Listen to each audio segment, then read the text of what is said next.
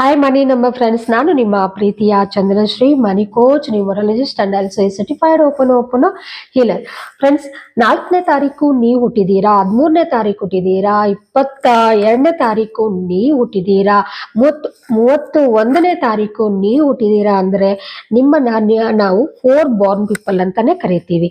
So ಈ 4ನೇ ತಾರೀಕು ಹುಟ್ಟಿದವರು ಯಾವ ಒಂದು ನಂಬರ್ ಅಲ್ಲಿ ಹುಟ್ಟಿದ ಹುಡುಗನಾಗ್ಲಿ ಹುಡುಗಿನಾಗ್ಲಿ ಮದುವೆ ಮಾಡ್ಕೊಂಡ್ರೆ ಇವರ ಒಂದು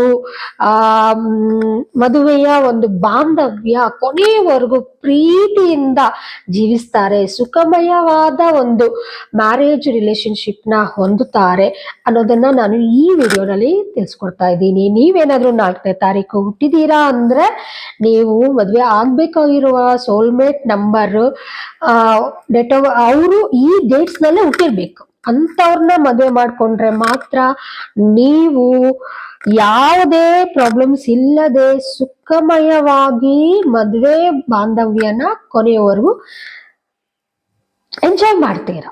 ಓಕೆ, ಸೊ 4ನೇ ತಾರೀಕು ಹುಟ್ಟಿದವರಿಗೆ ಯಾರು 1ನೇ ತಾರೀಕಲ್ಲಿ ಹುಟ್ಟಿರ್ಬೇಕು, ಹುಡುಗ ಆಗ್ಲಿ ಹುಡುಗಿ ಆಗಿರ್ಲಿ 1ನೇ ತಾರೀಕಲ್ಲಿ ಹುಟ್ಟಿರ್ಬೇಕು, 6ನೇ ತಾರೀಕಲ್ಲಿ ಹುಟ್ಟಿರ್ಬೇಕು, 7ನೇ ತಾರೀಕಲ್ಲಿ ಹುಟ್ಟಿರ್ಬೇಕು. ಅಂಡ್ 5 ಸಹ ಅನ್ವಯಿಸುತ್ತೆ.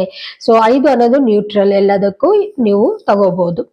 ಸೊ ಈ 1, 6, 7 ಅನ್ನೋದು ಥಿಕೆಸ್ಟ್ ಫ್ರೆಂಡ್ಸ್, ಅಂದ್ರೆ ತುಂಬಾ ಅದ್ಭುತವಾದ ಬಾಂಧವ್ಯನ ಮ್ಯಾರೇಜ್ ರಿಲೇಶನ್ಶಿಪ್ ನ ನೀವು ಪಡಿತೀರಾ. ತುಂಬಾ ರೊಮ್ಯಾಂಟಿಕ್ ಆಗಿರ್ತೀರಾ, ಅಂಡರ್ಸ್ಟ್ಯಾಂಡಿಂಗ್ ಆಗಿರ್ತೀರಾ, ತುಂಬಾ ಅದ್ಭುತವಾದ ಸಂಗಾತಿ ಇವ್ರಾಗ್ತಾರೆ ನಿಮ್ಗೆ.